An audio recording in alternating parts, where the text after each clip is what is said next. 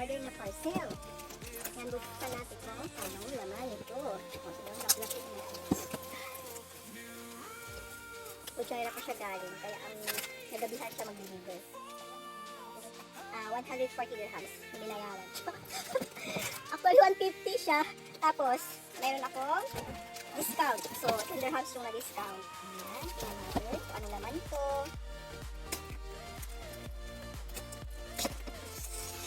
Ayun. Ayun na kayo. Nakakatuwa. Ayan. Ang cute lang box. Ayan. Sephora. Ano ang laman niya? Kung may idea kayo, comment down. Tapos, comment down kung para saan ito. Ba't ako nag-order nito? Gusto natin. At ito yung kanyang laman. Diba? Ang dami. Sige, kaisapin natin kung ano naman.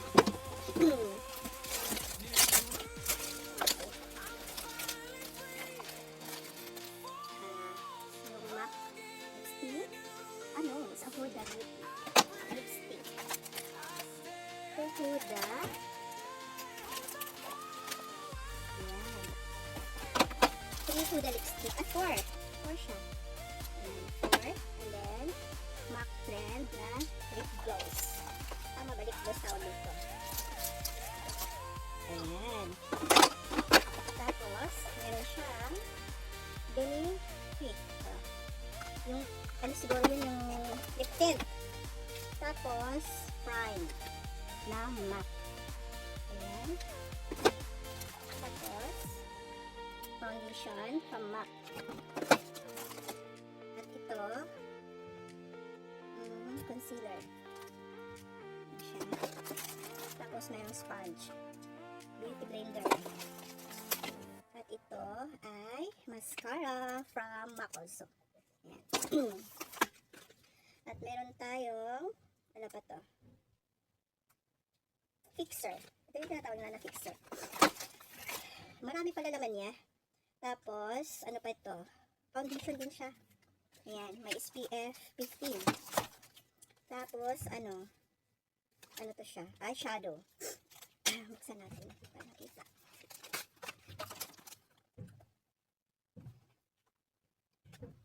Ay, ang cute! Ayan.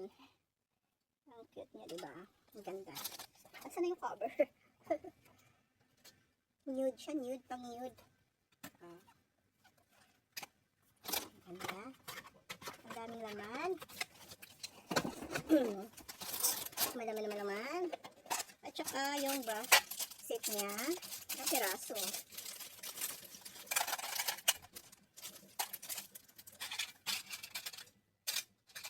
2, 4, 6, 8, 10, 12. Dalawang ganyan. Maliliit siya, hindi siya malalaki. Ano ka malalaki? Ayusin natin para kita. At saka eyeliner. Ayan. Na black. Actually, hindi ko gumagamit ng eyeliner na black. Gusto ko brown.